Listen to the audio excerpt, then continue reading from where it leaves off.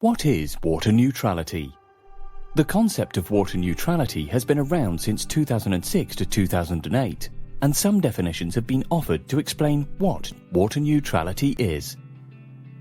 In 2009, the Environment Agency, UK, came up with a slightly different definition that has been widely accepted in describing water neutrality.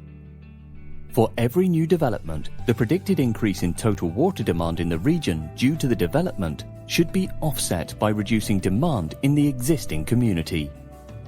The aim of water neutrality is to use the same amount of water, or less, in a development than the amount being used prior to the development. Or in other words, a zero impact on existing water resources.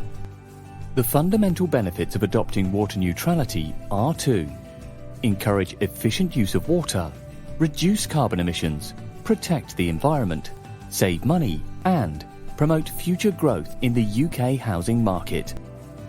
The 3 steps of water neutrality are: 1. Reduce water use by making the new development as water efficient as possible. 2. Reuse water by installing a system that recycles rainwater, grey water or black water. And 3. Offset water by investing in projects that limit water in the local region.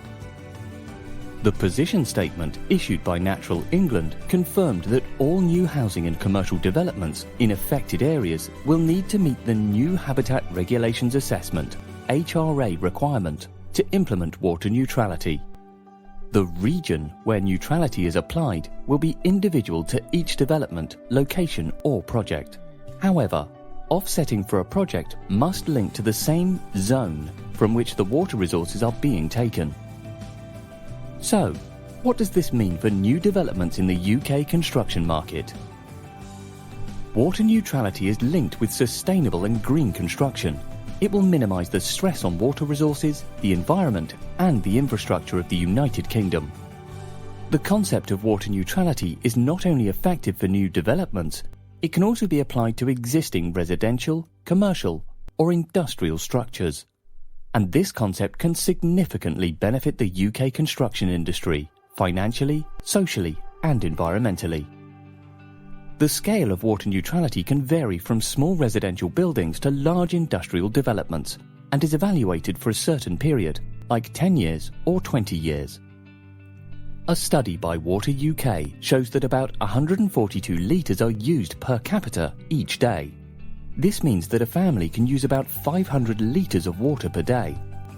The residential homes designed on principles of water neutrality can save more than 100,000 litres per year for each residential home.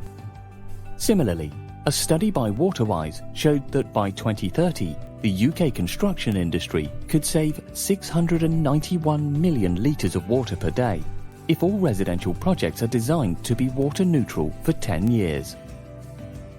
Water neutrality becoming one of the prerequisites for building new homes or commercial developments means that a construction company must demonstrate that their activities will not increase the rate of water abstraction for drinking water supplies above the current level, or engage in groundwater abstraction that can negatively impact designated sites and species, such as Arun Valley Special Protection Area (SPA), Ramsar sites, and Special Area Conservation (SAC). For districts that have been designated as areas of serious water stress by Natural England, this will mean they are required to observe water neutrality for local plan, neighbourhood plan, and development management. How is water neutrality affecting planning permission for developments? New developments are facing constraints while gaining planning permission in areas of serious water stress. Usually, the planning application for new developments requires a volumetric assessment of water needs.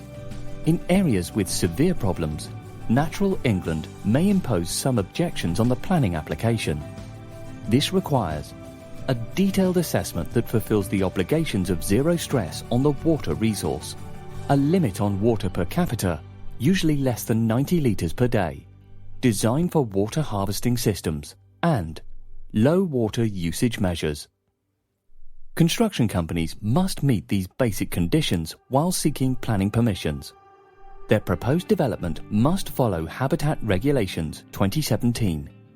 Any development plan that is under consideration must not have any negative impacts on the sites and species protected by this regulation. The new development must be in accordance with Habitat and Species Regulation 77, which aims to protect European sites such as Arun Valley from experiencing negative impacts as a result of excessive water abstraction. Both Regulations 2017 and Regulation 77 make it mandatory that, for species in designated sites not to be affected, the development plans must strictly incorporate water neutrality. Any plan that gets to examination stage and does not include water neutrality will fail and not be approved by the local plan or neighbourhood plan examiner. Plans that get through examination stage but do not meet the water neutrality requirement will also fail and be quashed by a judicial review. Fortunately, there are several solutions available to achieve water neutrality. For a detailed explanation of all the options, please watch our How to Achieve Water Neutrality video. And in the meantime, for more information on water neutrality and how you can implement this in your development, please contact Graph UK on telephone 01608 661 500, email info@graphuk.co.uk, on the web www.graphuk.co.uk.